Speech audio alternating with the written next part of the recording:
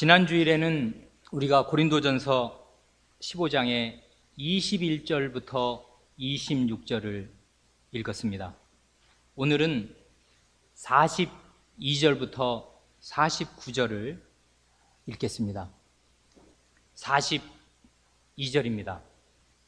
죽은 자의 부활도 이와 같으니 썩을 것으로 심고 썩지 아니할 것으로 다시 살며 라고 합니다. 죽은 자의 부활도 이와 같다 합니다. 이와 같다는 말은 바로 앞단락에 나오는 우리가 방금 읽은 35절부터 이 42절 바로 앞에 41절까지의 이야기를 배경으로 놓고서 그와 같다, 죽은 자들이 부활하는 것도 바로 그와 같다고 이야기하는 것입니다. 그 앞문단은 35절에 나오는 이런 의문으로 시작합니다. 어떤 사람들이 이런 의문을 제기할 것이라고 합니다. 아니, 죽은 사람이 어떻게 다시 부활한다는 말이며, 그래, 부활한다고 하자. 부활한다 그러면 도대체 그 부활의 몸은 어떤 몸이란 말이야? 하고서 부정적으로 부활을 믿지 않는 사람들이 이렇게 의문을 제기한다는 것입니다. 바울 사도는 이런 의문을 제기하는 사람을 가리켜서 어리석은 자요, 어리석은 사람이라고 합니다. 그러면서 씨 뿌리는 이야기를 합니다. 왜 이 사람이, 이런 사람들이 어리석은가 하면, 농사일 같은, 씨 뿌리는 거 농사일이죠. 농사일 같은 첫 창조의 일들을 잘 생각해 보기만 하여도 부활 같은 재창조의 일을 능히 미루어 짐작할 수 있는 중요한 힌트들이 그 첫 창조 질서 안에 많이 있다는 것입니다. 교우 여러분, 씨를 뿌려보신 때가 언제입니까? 올 봄입니까? 아니면 몇 년 되셨습니까? 혹시 우리 어린 아이들 중에 한 번도 씨를 안 뿌려본 사람도 개 중에는 있지 않겠습니까? 우리는 이제 지난 40-50년 동안 도시화가 급속히 진행되어서 그 이전에 2000년을 살았던 삶의 방식과 완전히 다른 삶, 아스팔트 위에서의 삶을 살게 된 관계로 씨 뿌리는 일이 남의 일처럼, 특별한 직업을 가진, 농부 직업을 가진 사람들이 하는 일처럼 되었고, 개중에 옛날 생각을 하면서 텃밭을 가꾸는 사람이나 씨를 좀 뿌릴까? 그렇지 않은 아파트에 사는 많은 사람들이 씨 뿌릴 일이 없어졌습니다. 그러나 지금 바울 사도가 이 말을 하는 때는 거의 대부분의 사람들이 목축 아니면 농사를 짓는 사람들이었고, 씨를 뿌리는 일이 이 사람들의 일상이었습니다. 씨 뿌리는 일 모르는 사람이 없고, 밥 먹는 일처럼 가장 자기 피부에 와닿는 일이었습니다. 그래, 그 씨를 보면 꽃이든 배추씨든 무씨든 간에 그 씨는 대개 작고 까만 알갱이입니다. 그래, 씨가 뭔지 본 적이 없는 어린 사람들은 그저 이런 볼펜을 들고서 이렇게 노트에 점을 하나 꽝 찍으면 그게 바로 씨의 모양입니다. 저도 예전에 너희 믿음이 겨자씨만한 믿음이라도 있으면 하는 주님의 말씀이 있어서 겨자씨가 어떻게 생겼나, 내 믿음이 그것만 못하다는데 겨자씨 얼마나인가 봤더니 다른 것이 없고 이 볼펜으로 이렇게 하나 찍으면 그게 딱 겨자씨입니다. 겨자씨가 그렇게 생겼습니다. 그런데 중요한 사실은 그 깨알 같은 그 씨의 모양하고 그냥 점 하나 아니에요, 씨라는 게 대개는. 그런데 그 나중에 그 씨에서 나올 열매들, 뭐 무든지 배추든지 겨자 잎사귀든지 뭐든지 간에 그 나오는 나머지의 열매와 줄기의 모양은 천지 차이라는 것입니다. 씨들은 되게 비슷비슷하고 굉장히 작은 까만 알갱이잖아요. 갈색 까만 알갱이. 그런데 거기서 나오는 그 모양들을 보면 제각각인데 뭐 코스모스도 나오고 뭐 다른 이런 꽃들도 나오고 열매들도 나오는데 그 모양들이 다 다릅니다. 그러니까 죽은 자의 부활도 이와 같다고 합니다. 그 씨 뿌리는 비유가 아니라 사실들을 쭉 얘기해 놓고 나서 죽은 자의 부활도 그와 같다고 합니다. 그러면서 네 가지의 중요한 대조를 말합니다. 살아생전에 우리의 이 몸, 숨쉬고 걸어다니는 우리의 몸을 가리켜서 네 가지로 표현합니다. 썩을 몸, 욕된 몸, 약한 몸, 육의 몸이라고 합니다. 그와 대조되는 부활의 몸은 썩지 않을 몸, 영광스러운 몸, 강한 몸, 신령한 몸이라고 합니다. 이 말들을 간략간략하게 하나씩 살펴보겠습니다. 첫째로 사도는 죽은 자들의 부활이 너희들 씨 심는 거, 맨날 농사 지을 때 하는 거, 그와 꼭 같은 방식으로, 꼭 같은 그 패턴으로 되는데 어떤 식으로 되는가 하면 첫째로 썩을 것으로 심고 썩지 아니할 것으로 다시 산다. 다시 산다는 건 일으킴을 받는다는 거거든요. 썩을 것으로 심었는데 썩지 않을 것으로 일으킴을 받는다 합니다. 이 육신은 태어나면서부터 실은 죽어가기 시작합니다. 그리고 우리가 살펴본 도르트 대회에서 채택한 유아세례 예식문의 그 기도에서도 그 아이가 이제 교회에 처음 나와서 첫 유아세례를 받을 때 기도하는데 이 세상에서의 삶은 계속되는 죽음일 뿐이라고 기도하면서 고백합니다. 그 생명으로 푸릇푸릇해서 자라날 일이 구말리 같은 아이 앞에서 그 생명의 본질이 무언가 할 때 이 세상에서의 삶은 계속되는 죽음일 뿐이라고 우리의 선조들, 도르트 대회 선조들은 고백하면서 아이를 길렀습니다. 죽는다는 말은 썩는다는 말과 똑같습니다. 부패하는 것입니다. 죽음에는 지독한 냄새도 있는데 곧 시체 썩는 냄새입니다. 중년기 이후에 몸에 나타나는 여러 가지 변화들, 안 좋은 증상들을 조금이라도 경험한 사람들은 누구나 바울 사도가 고린도후서 4장 16절에서 겉사람은 후패하나 이 겉사람은 썩어간다 하는 말을 쉽게 어렵지 않게 이해할 수 있습니다. 우리의 이 겉사람, 이 몸은 살아있을 때부터 자꾸만 썩어간다는 것입니다. 반면에 하나님께서 성신의 능력으로 신자를 죽은 자들 가운데에서 다시 일으키실 때에는 썩지 않을 몸으로 일으키신다고 합니다. 그래 이 썩지 않는다는 말이 나중에 이 쭉 내려가서 54절을 보면 그 앞뒤에 52, 3, 4절에 이 썩는다는 주제, 이 말이 굉장히 중요한 말이니까 이 말이 계속 나오는데 54절에 보면 이렇습니다. 이 썩을 것이, 썩을 몸이죠, 썩지 아니함을 입고 이 죽을 것이 죽지 아니함을 입을 때에는 사망이 이김에 삼킨 바 되리라고 기록된 말씀이 응하리라 합니다. 여기 보면 썩을 것과 죽는 것, 썩는 것과 죽는 것이 이게 같이 갑니다. 그래, 썩을 것이 썩지 아니함을 입는다는 말과 죽을 것이 죽지 아니함을 입는다는 말이 사실은 같은 말입니다. 죽으면 썩고, 그런데 부활의 몸은 썩지 않을 몸이기 때문에 그런데 거기 좀 이해하기 어려운, 일단 말 자체가 한번 이렇게 꽈배기처럼 꼬여 있는 말이 나옵니다. 사망이 이김에 삼킨 바 되리라. 이건 지금 우리 중학생 이상은 수동태라는 말 알잖아요.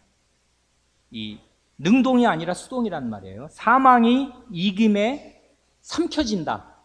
그러면 누가 누구를 삼키는 거냐 하면 이김이 사망, 죽음을 삼킨다. 그 말입니다. 그러니까 사망은 승리에 삼켜진다. 말이 좀 이렇게 한번 꼬아놓은 거죠. 그걸 그냥 풀어서 얘기하면 승리가 이김이 죽음을 삼킨다. 먹어버린다. 이런 말입니다. 그러니까 결국 그런 성경 말씀이 이사야 25장 8절에 나오는데 사망을 영원히 멸하실 것이라. 이런 말이 나오거든요. 사망을 영원히 죽여버리신다고요. 죽음의 죽음입니다. 사망을 멸하면 사망이라는 건 멸망인데 멸망을 멸망시키신다는 것입니다.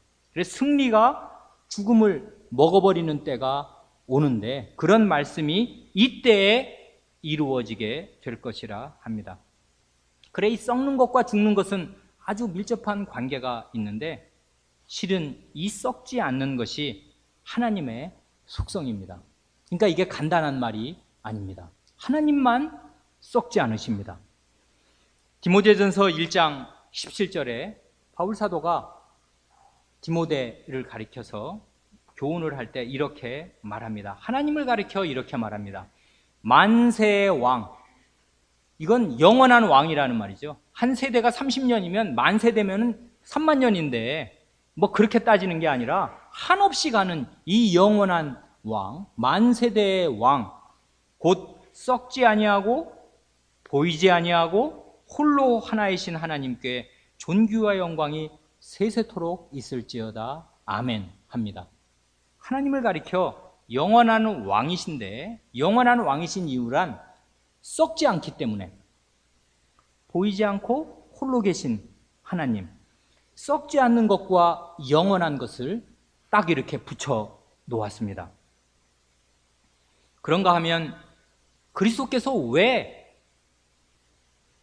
오셨는가 하는 것을 이 썩는 것과 관련해서 말씀하십니다. 디모데후서 1장 10절을 보면 이제는 우리 구주 그리스도 예수의 나타나심으로 말미암아 나타났으니 저는 그리스도 예수께서는 사망을 패하시고 죽음을 패하셨습니다. 복음으로써 생명과 썩지 아니할 것을 드러내신지라. 그리스도께서 오신 이유는 죽음을 없애시고 생명과 썩지 않을 것, 이것을 그리스도의 복음을 전해서 나타내시려고 그리스도께서 나타나셨다는 것입니다. 그러니 이 생명하고 썩지 않을 것, 아까 죽음과 썩는 것이 같이 가는 것처럼 그 반대인 생명과 썩지 않을 것은 같이 갑니다. 하나님이 썩지 않는 분이시고 말하자면 생명 그 자체이시고 그리스도께서 나타나신 이유도, 우리에게 내려오신 이유도 이 썩지 않을 것을 나타내시기 위해서 그리스도가 나타나셨다 합니다. 그뿐만이 아니라 하나님의 말씀이 또한 썩지 않습니다. 베드로 사도의 말인데 베드로전서 1장 23절에 이렇게 말합니다. 너희가 거듭난 것, 두 번 태어난 것이, 하늘에서 이 거듭난다는 말은 두 번 태어난다는 말도 있지만 위로부터 난다는 뜻도 있다고 요한복음 3장을 읽을 때 말씀드렸습니다.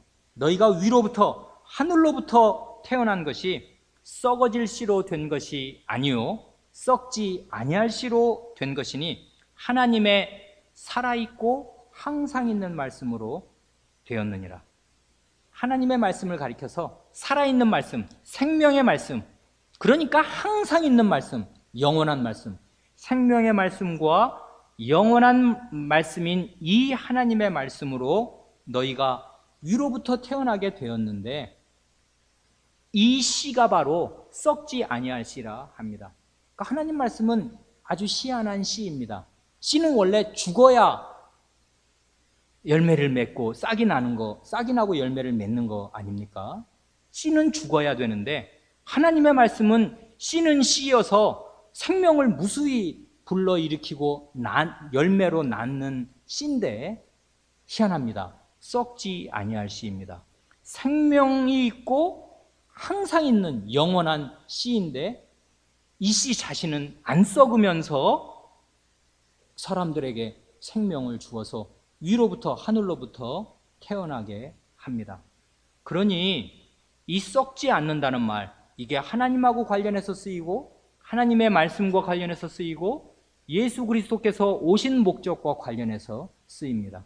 그러니 썩을 것으로 심고 썩지 아니할 것으로 다시 일으키심을 받는 이 일이 작은 일이 아니라 이게 복음의 핵심이고 하나님 자신의 일이고 예수 그리스도 자신의 일이 됩니다. 우리는 부활하는 사람도 이와 같이 되는데 이 썩을 몸으로 심습니다. 그러니까 이건 지금 우리의 장례 치르는 거, 장사 지내는 거, 땅에 묻는 거, 이것을 씨를 심는 것처럼 생각하는 거죠. 지금 사도가 우리의 썩을 몸을 땅에 심으면 씨앗이 이제 그 속에서 나듯이 썩지 아니할 것으로 일으키심을 받는다 합니다. 그 다음 43절입니다. 욕된 것으로 심고 영광스러운 것으로 다시 살며 약한 것으로 심고 강한 것으로 다시 살며 합니다. 욕된 것으로 심고 영광스러운 것으로 다시 산다 합니다. 썩어버리는 것만큼 욕된 것이 따로 없습니다. 썩으면 일단 보기도 싫지 않습니까? 냄새나고 더럽고 벌레가 생기니까요. 욕됩니다. 그런데 영광스러운 것이란 어떤 헬라어나 히브리어의 영광이라는 말에 원래 가지고 있는 그 영광이라는 말의 개념이 말은 하도 많이 썼는데 영광 그러면 그게 뭔가 영광스럽다는 거 어떻다는 건가 원래 가지고 있는 개념이 무게가 있는 거 위풍당당한 거 번쩍번쩍 광채가 나서 주목할 만한 거 이런 게 그 영광이라는 말에 담고 있는 원래의 개념입니다. 무겁다는 것입니다. 무게가 딱 있어서 마치 그러니까 이런 거와 같습니다. 솔로몬 왕이 어마어마한 부를 이루고 평화를 이룬 그 이름 그대로 평화의 왕이었는데 이 사람이 왕이 된 뒤에 왕의 보좌를 만들거든요. 상아는 예나 지금이나 귀하잖아요. 코끼리 이 뼈로 만드는 거. 이 상아로 큰 보좌를 만들고 그 상아 보좌를 정금으로 입힙니다. 그러니까 큰 왕이 앉는 자리인데 그게 상아로 되어 있고 그 위에 금을 씌웠어요. 번쩍번쩍번쩍 하면서 그 무게가 상아 무게로 사람 앉는 큰 그 의자를 만들어 놨으니 그 뭐 한두 사람이 쉽게 들 수 있겠습니까? 무겁지요. 위풍당당하고 빛이 번쩍번쩍 나서 누구든지 한 번 보면 눈을 떼기가 어려운 그런 것이 영광입니다. 그런데 욕된 것으로 이 썩어서 없어질 욕스러운 것으로 우리는 심지만 주님께서는 영광스러운 몸으로 다시 일으키신다고 합니다. 부활의 몸은 영광스러운데 다시는 썩음을 당하지 않고 욕되지 않으면 약하지도 않기 때문에 영광스럽습니다. 그 뒤에 약하다는 말이 나오지 않습니까? 약한 것으로 심고 강한 것으로 다시 산다 합니다. 우리 몸이 약한 것은 나이 조금 들어본 사람이면 20살 넘어본 사람이면 다 합니다. 병균이나 각종 질병이나 사고에 거의 무방비로 시달리는 것이 우리의 이 약한 몸입니다. 게다가 죽은 몸처럼 시체처럼 더 약하고 무력한 것은 없습니다. 시체는 아무것도 할 수 없고 아무 저항을 못합니다. 어린 나라도 자기 눈을 찌르려고 하면 이렇게 맞겠지만은 시체는 아무것도 못하니까 흉악범들이 시체를 함부로 하는 거 아닙니까? 이런 약한 몸, 이런 욕된 몸, 썩을 몸으로는 영원한 시간을 살아낼 수가 없습니다. 부활하신 그리스도의 몸처럼 강한 몸을 입어야 영원한 세계에서 영원히 복되게 살 수 있습니다. 44절입니다. 육의 몸으로 심고 신령한 몸으로 다시 사나니 일으키심을 받나니 육의 몸이 있은즉 또 신령한 몸이 있느니라. 여기 또 신령한 몸이 있느니라 하는 말을, 그 또라는 말을 대신에 육의 몸이 있은즉 신령한 몸도 있느니라 하고 읽어도 좋습니다. 같은 뜻입니다. 육의 몸이 있지 않냐? 너희들 다 그거 입고 있지 않냐? 사도의 말이 그것입니다. 그러면 신령한 몸도 있는 거다. 이렇게 지금 얘기합니다. 육의 몸은 알겠는데 신령한 몸이란 무슨 몸입니까? 이 신령한 몸이라는 말이 성신적인 몸이다 그 말입니다. 성신의 몸이다 그 말입니다.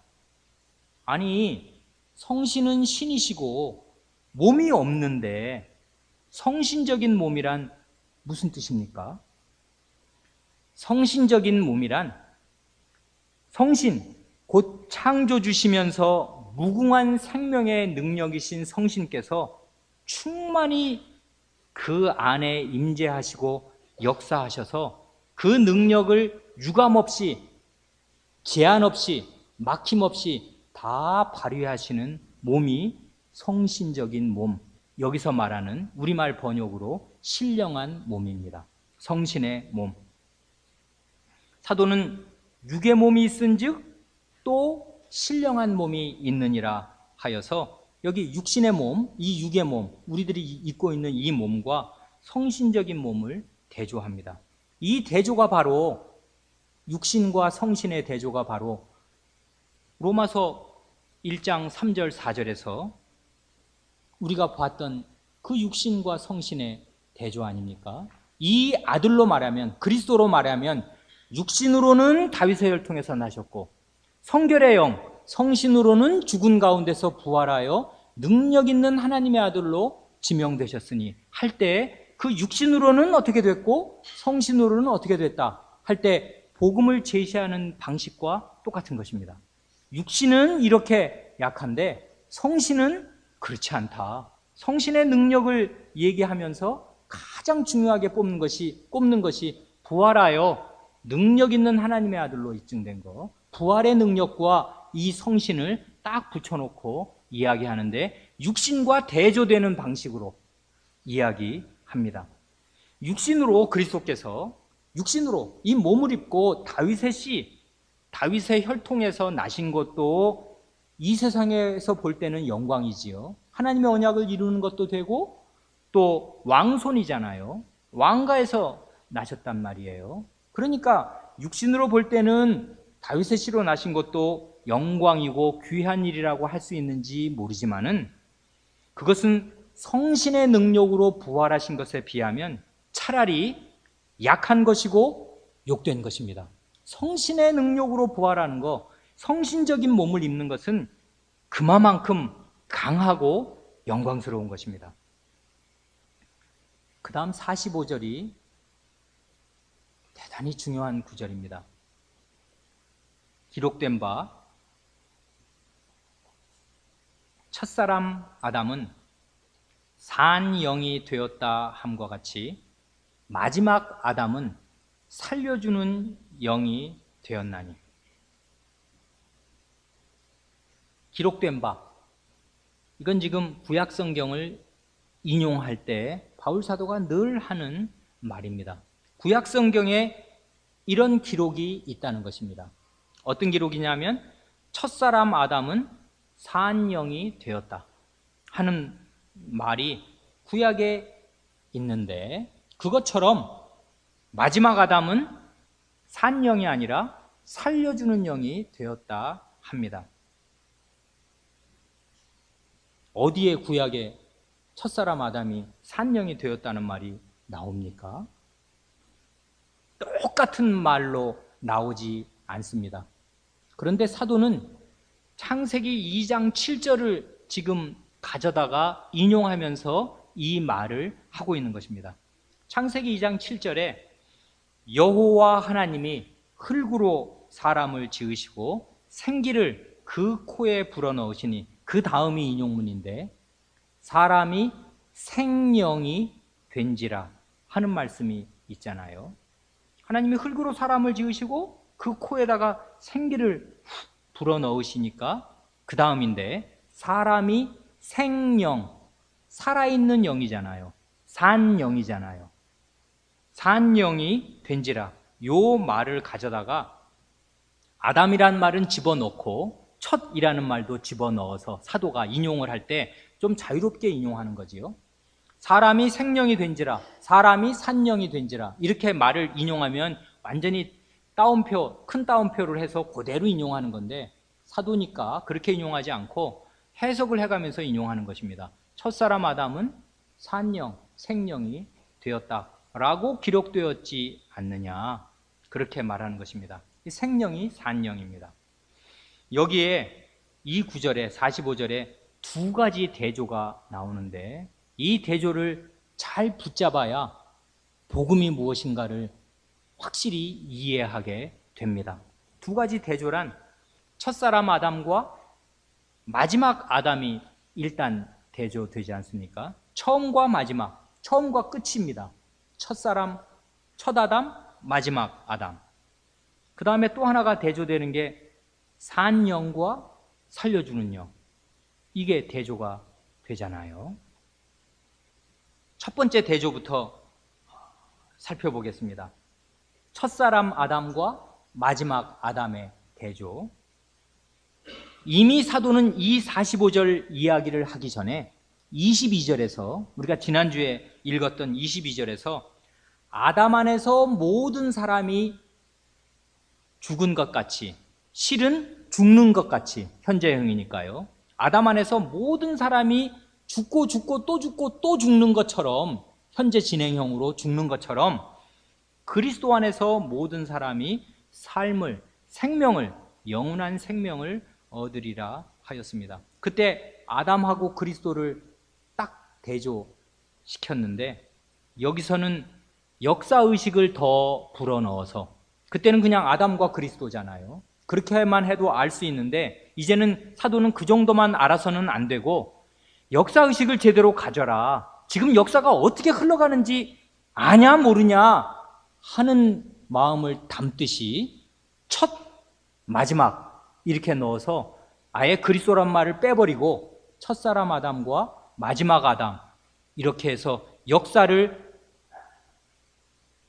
이 두 마디로 정리하는 그런 말을 하고 있습니다. 아담은 첫사람 아담이죠. 이 사람은 온 인류의 조상이고 온 인류의 아버지이기 때문에, 아니, 아들은 아버지 닮는 게 당연한 거잖아요. 누굴 닮겠습니까? 아버지의 피와 아버지의 몸을 받아서 세상에 나왔으니까 그 아버지의 그 아들, 이건 틀림이 없습니다. 어떤 면으로든지 아들은 닮고, 소설책 이름대로 발가락이라도 닮습니다. 닮는 데가 아무 데도 없다고 치면 발가락이라도 닮을 만큼 그 아버지의 그 아들인데, 아담이 온 인류의 아버지이기 때문에 그의 특성이, 아담의 특성이 온 인류에게 똑같이 도장 찍혀 있습니다. 그와 꼭 마찬가지로 마지막 아담이신 그리스도께서는 새 인류의 조상이기 때문에 그리스도의 특성이 그를 믿는 신자들에게 똑같이 도장 찍혀 있습니다. 그게, 그 특성이 바로 뭐냐 하면 성신입니다.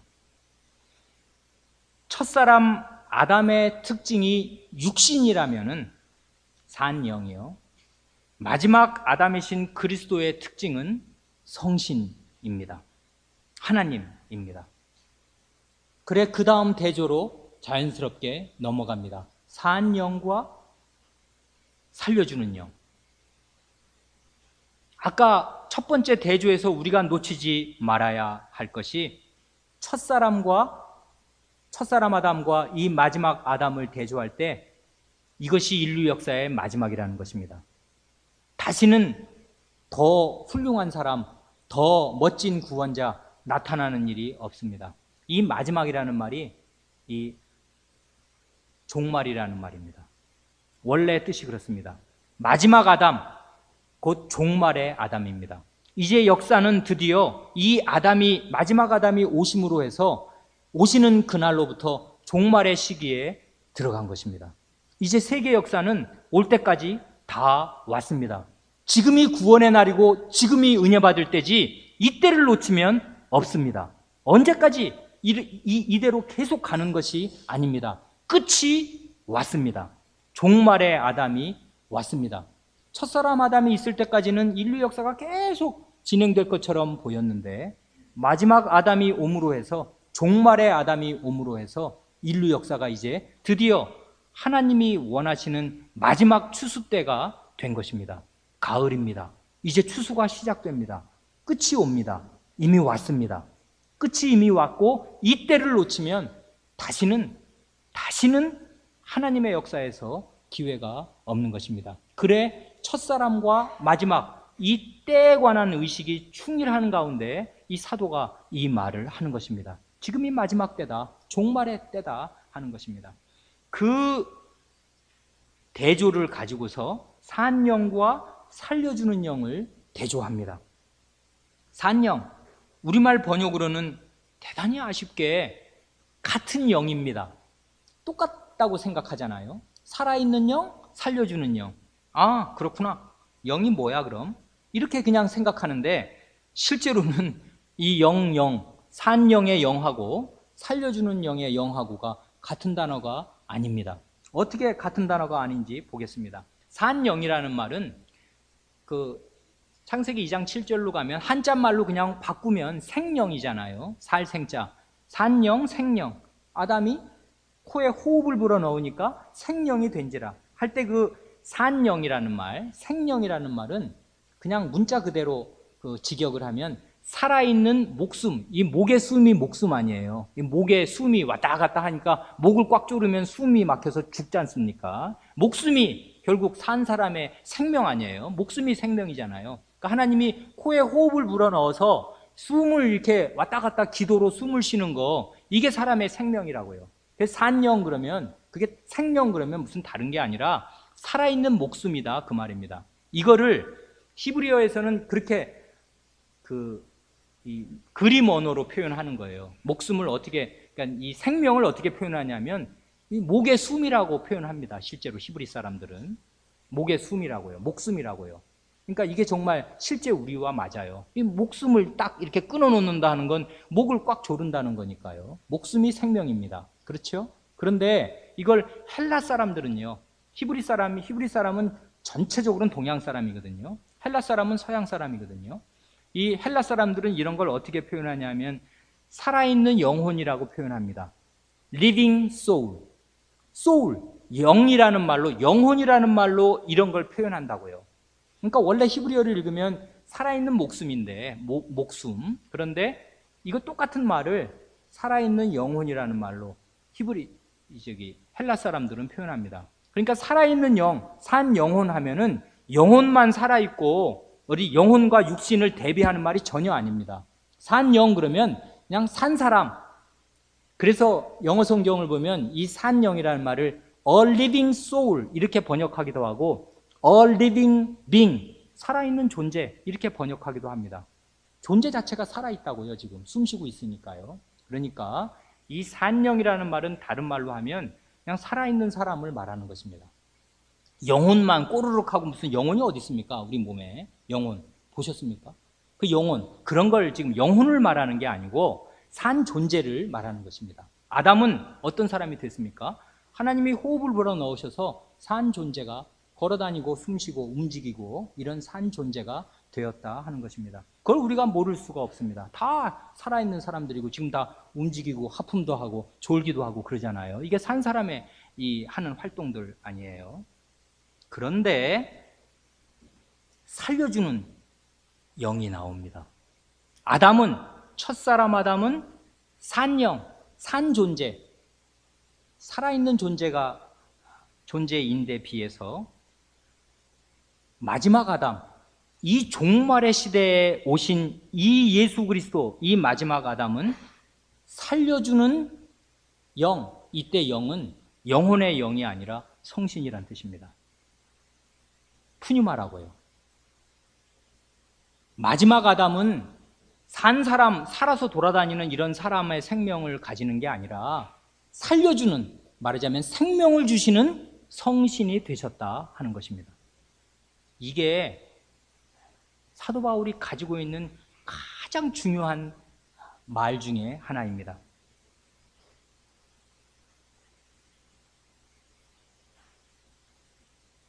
살려주는 영은 살려주시는 성신을 말하는 것이고 생명을 주시는 성신을 말합니다.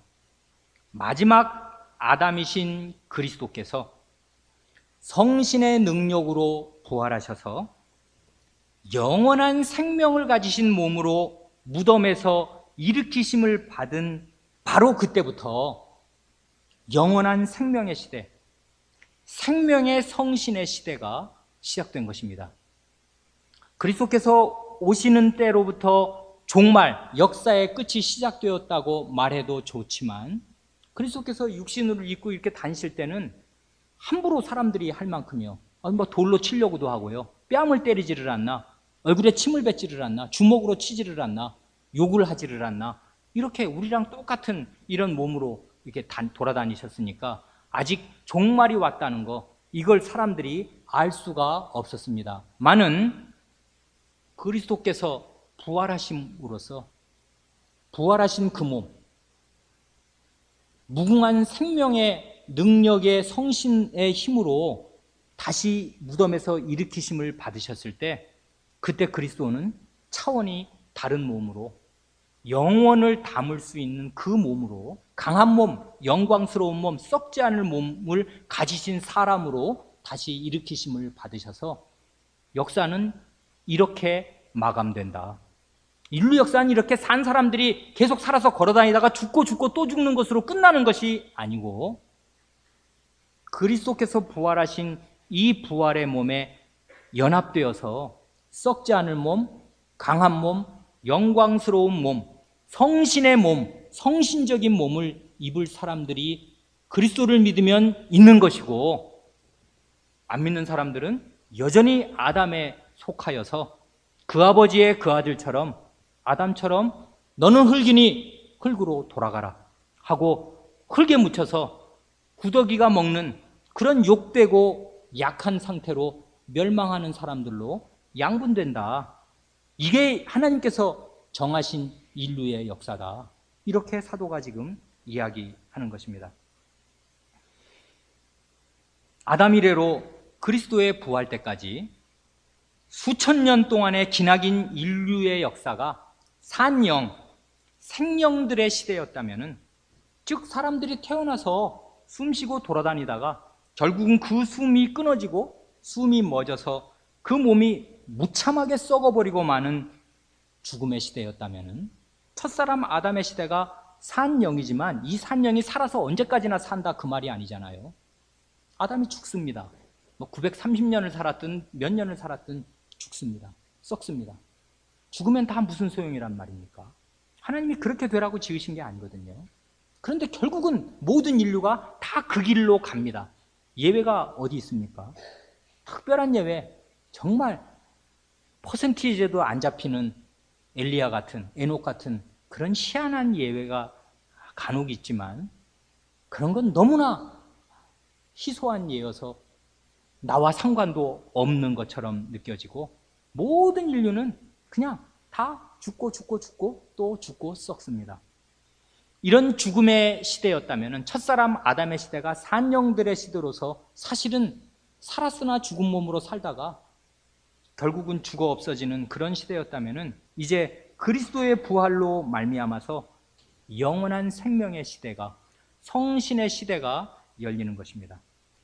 죽음이 지배하는 이 땅에, 아무도 그 죽음의 세력에서 벗어날 수가 없는 이 땅에 태초에 만물을 창조하셨던 그 무한한 성신의 능력이, 창조의 능력이 재창조의 능력을 발휘하여서 무덤에 묻혀 있는 그리스도 안에 작용하여서 그를 죽은 자들 가운데서 벌떡 일으키시되 영원한 생명을 담는 영광스러운 몸으로 일으키셨습니다. 이로써 성신께서 그 무궁한 능력으로 생명의 시대를 여셨습니다. 그래, 이러한 놀라운 진리들을 이 사도가 여기저기에서 이야기하는데 한 군데만 보겠습니다. 로마서 8장 11절입니다. 지난번에 우리가 이 복음이란 무엇인가를 배우기 전에 로마서 8장을 강의한 일이 있을 때 그때 이미 이 부분을 앞뒤로 자세히 주의해 가면서 말씀드렸습니다. 로마서 8장 11절입니다. 예수를 죽은 자 가운데서 살리신 이의 영. 여기서 하나님의 영 하면 딱 되는데 그 말을 엄청나게 길게 합니다. 하나님이라고 한마디 하면 될 말을 예수를 죽은 자 가운데서 살리신 이라고 하나님을 표현합니다. 이름으로써 삼위일체를 다 이 말이 척 담고 있습니다. 예수가 나오고 예수를 죽은 자 가운데서 살리신 이가 나오고 그의 신이신 성신이 나옵니다. 그래, 예수를 죽은 자 가운데서 일으키신 이의 영이 너희 안에 거하시면 그리스도 예수 그리스도가 아니라 그리스도 예수, 왜냐하면 그리스도는 우리의 대표자니까 그 말을 먼저 쓰고 싶은 것입니다. 그리스도 예수를 죽은 자 가운데서 살리신 이가 너희 안에 거하시는 자기의 영, 그의 영으로 말미암아 너희 죽을 몸도 살리시리라 합니다. 요체는 성신입니다. 그렇지 않습니까? 성신이 예수의 몸 안에 역사해서 그를 죽은 자 가운데서 일으키셨잖냐. 그 영이 너희 안에 있으면 너희의 몸도 너희의 이 죽을 몸, 썩을 몸, 약한 몸, 욕된 몸을 살리셔서 강한 몸, 영광스러운 몸, 썩지 않을 몸으로 다시 일으키실 것이다. 그 핵심이 성신입니다. 하나님의 신, 예수를 죽은 자 가운데서 살리신 이의 신, 성신입니다. 이런 말을 이 사도는 이렇게 아주 정교한 신학을 담아서 표시했습니다마는 예수님께서 복음서에서 요한복음 5장 21절에서 하나님의 아드님답게 이렇게 권위 있게 아주 간단하게 척 이렇게 말씀하시기도 하셨습니다. 요한복음 5장 21절, 아버지께서 죽은 자들을 일으켜 살리심같이 아들도 자기의 원하는 자들을 살리느니라. 아멘. 아버지는 생명의 원천이시고 죽음을 이기시는 분이시고 영생 그 자체이시고 영생하시는 하나님이시니까 아버지는 죽은 자들을 살리십니다. 자기가 원하면 너 일어나 하면 그냥 죽은 가운데서 일어나는 것입니다. 마찬가지로 아들도 하나님이시니까 자기가 원하는 자들, 나사로야 나와라 그러면 무덤을 열고 나오는 것입니다. 자기가 원하는 자들을 살리십니다. 아들도. 그러니까 여긴 지금 성부, 성자, 성신 중에 이 두 위를 말씀하시잖아요. 아버지가 원하는 자를 살리시고 죽은 자들을 살리시고 아들도 원하는 자를 살리시고. 그런데 성신이 언급되지 않습니다. 왜 언급되지 않습니까? 아직 성신이 이렇게 활발하게 땅의 교회 안에 임한 때가 아니니까 아버지와 아들만 언급하십니다마는 이제 그리스도께서 성신의 능력으로 부활하시고 나서 하늘에 오르셔서 성신을 내려주신 이 놀라운 시대에는 이 모든 일이 결국은 누구의 능력으로 되는가 하면 이 성신의 능력으로 되는데, 그래서 어떻게 그 말을 놀랍게 표현하냐면 아담은 생령, 산령이 된 것처럼 그리스도는, 마지막 아담은 생명을 주시는, 살려주시는 성신이 되셨다, 이렇게 말하는 것입니다. 마치 그리스도와 성신을 하나처럼, 이게 삼위일체를 무너뜨리는 말이 아닙니다. 바울 사도가 그걸 모르는 사람이겠습니까? 그런데 이렇게 말할 때, 이렇게 표현할 때 이분이 강력하게 전달하려는 메시지가 있는 것입니다. 하늘에 오르신 그리스도와 그분이 내려보내셔서 이 부활의 능력으로 역사하시는 성신은 완전히 한 몸인 것처럼 일체다 하는 것입니다. 그러니까 그리스도가 살려주시는, 생명을 주시는 성신이시다라고 말해도 될 만큼 성신이 계시면 그리스도께서 계신 것이고, 성신이 능력을 발휘하시면 아들도 원하는 자를 살리시는 그 능력을 발휘하시는 게 되시고, 그래서 그리스도를 가리켜, 마지막 아담을 가리켜 살려주는 성신이 되셨다, 이렇게 놀라운 선언을 하는 것입니다.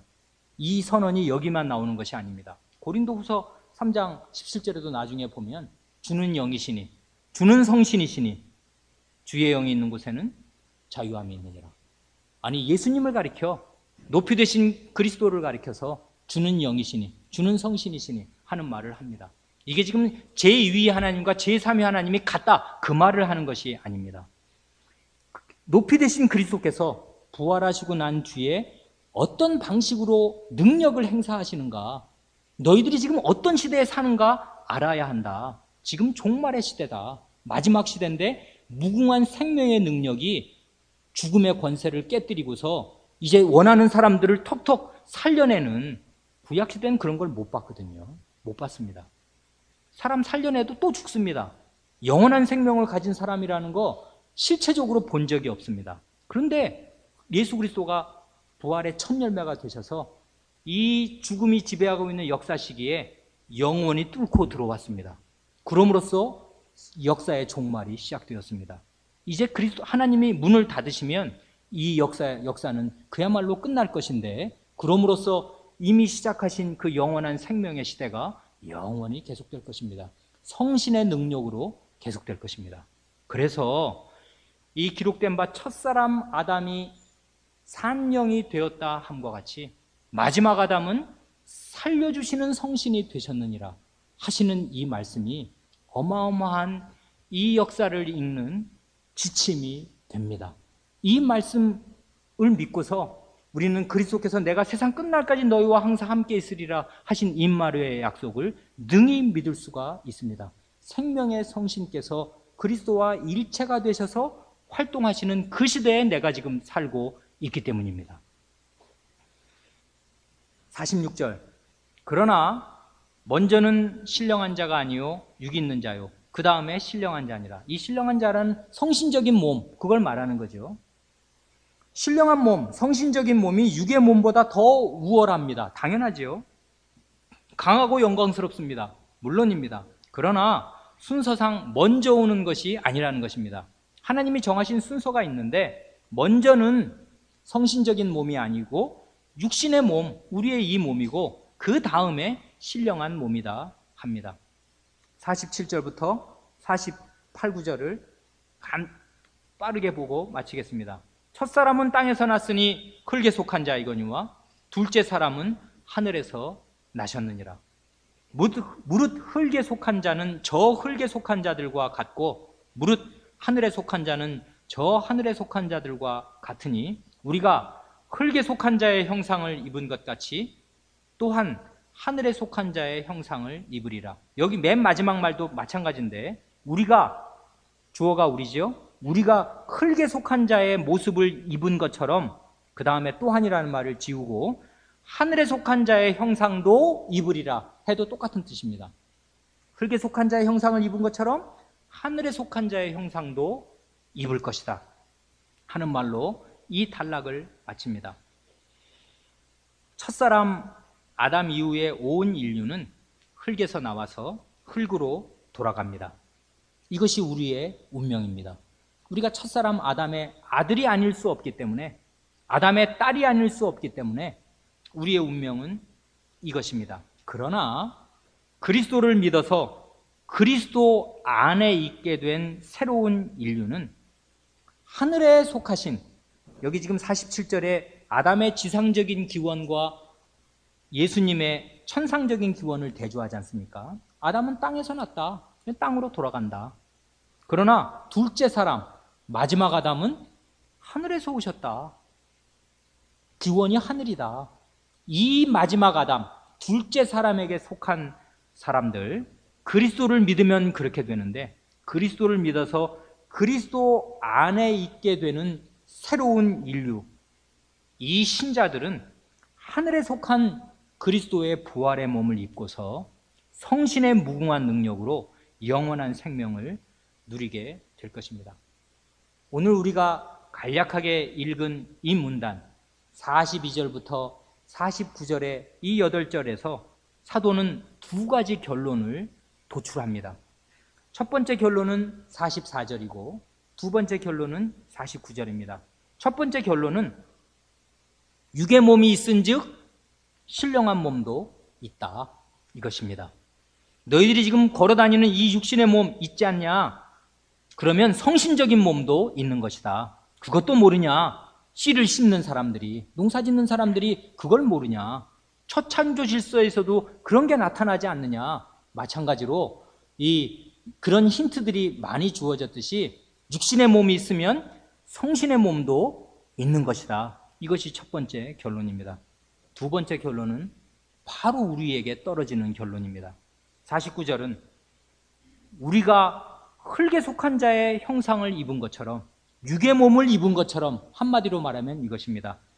또한 하늘에 속한 자의 형상, 신령한 몸, 성신적인 몸도 입을 것이다.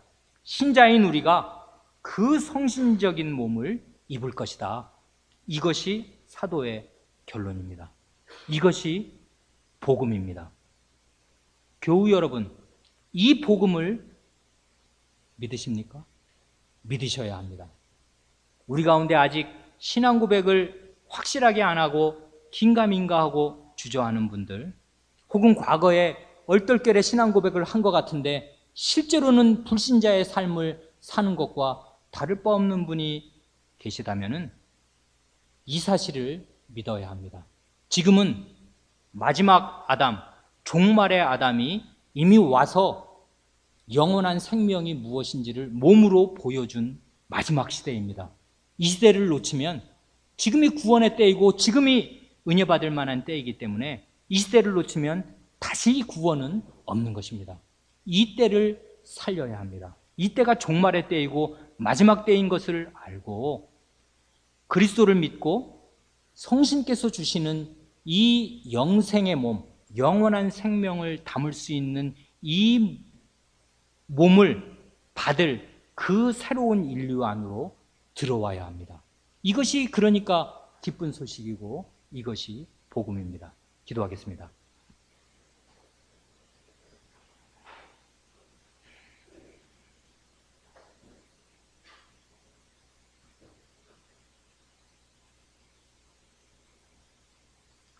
하나님 아버지, 저희가 매일 밥을 먹고 사오니 벽씨를 심어서 벽씨가 알이 패이고 나달을 거두어서 그 밥을, 그 열매를, 그 씨앗의 열매를 저희가 먹고 이렇게 생명을 하루하루 유지하오니 밥을 먹고 사는 사람으로서 이 육신을 심어 썩지 아니할 몸을 거두는 이 원리를 모른다면은 저희가 밥을 먹는 보람이 어디 있겠사오며 잠시간 살아서 이 썩을 몸을 입고 돌아다닌다 한들 그것이 이 긴 역사에서 그리고 영원의 관점에서 무슨 보람과 무슨 유익이 있겠사옵니까?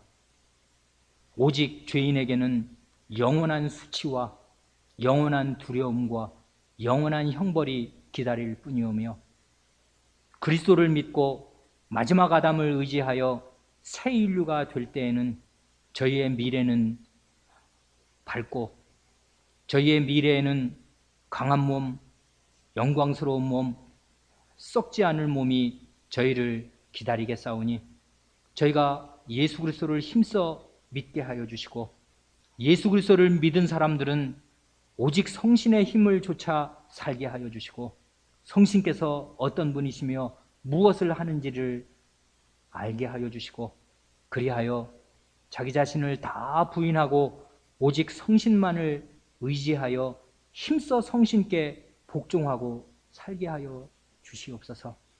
그리하여 저희의 이 썩을 몸에서도 예수 그리스도가 나타나고 성신의 열매가 맺혀져서 영원한 생명의 빛이 저희 각 사람의 인격과 생활을 통하여 반짝반짝 빛나게 하여 주옵소서.